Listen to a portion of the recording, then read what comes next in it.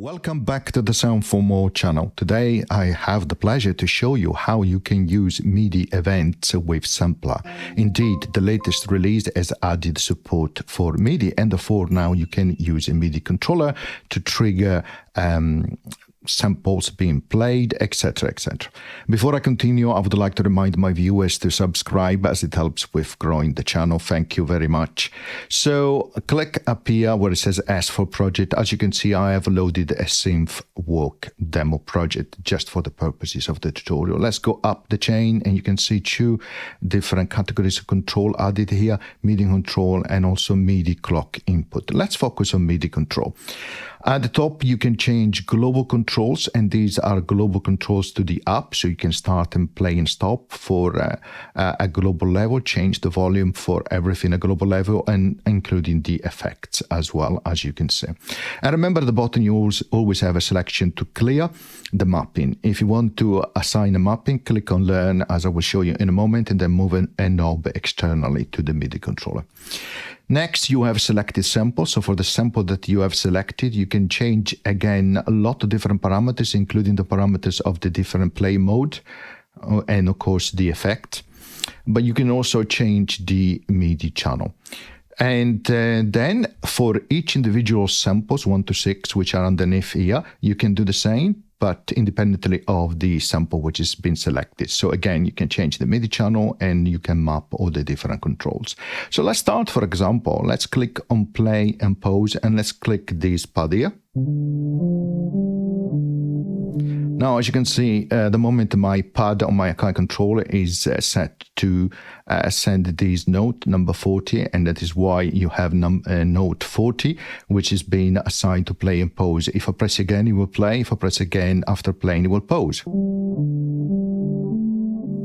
Okay, and you can continue like that. So, for example, you can go to sample number 2, play and pause, click on the second pad. There you are, and then you can have the second pad,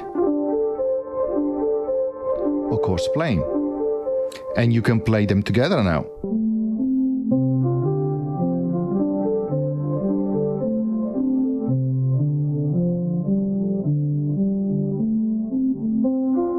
And you can see them down here that the playing is changing, okay, from playing to actually pause.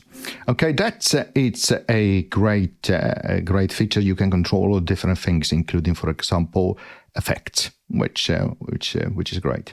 Next, what I want to show you is that if you press keys, let's select the first one, it will play the notes there. We are in the slicer mode.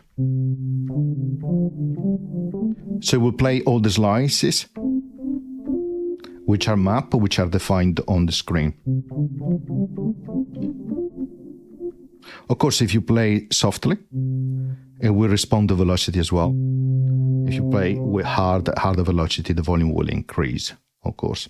Then you can go into the next mode, the looper as well. Now, in looper, you need to press a range. So the way to do that through MIDI controllers is to press 2 keys, first and second, or second and third, and you have these two. Then I press this one and that one.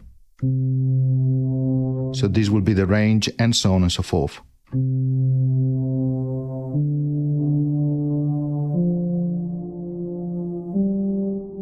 Then you have bow mode, which is interesting.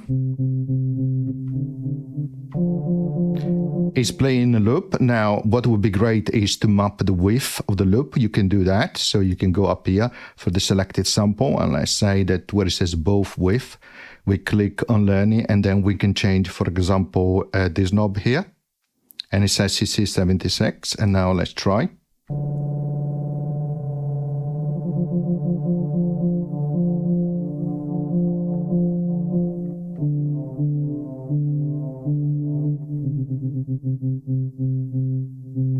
So as you can see, it's moving up here as well. Then you have tape scratch.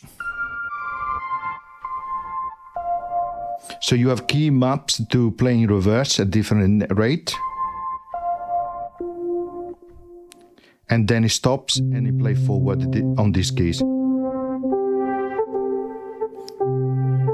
Of course, a different rate. Then you have the Arpeggiator.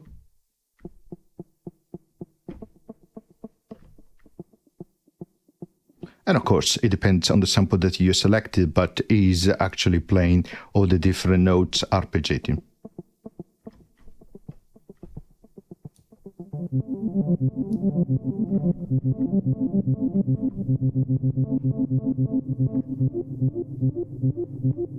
And then you have the keyboard, of course.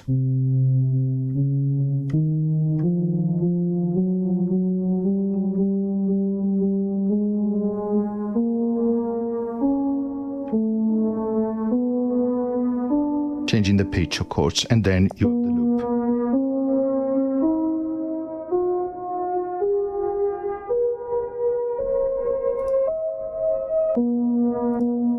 Okay, so, and of course you can map also the effects themselves. So again, go up here, and let's say for the selected sample, we want to, for example, go to filter, frequency, click on learn, and we can use this knob instead, like so. You can change, you can see now the cutoff changing here. Of course, we need to enable it.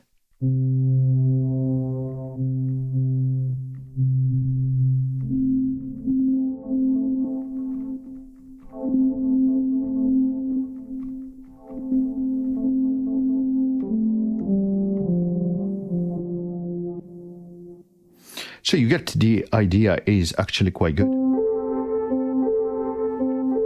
Now, you need to activate again the filter.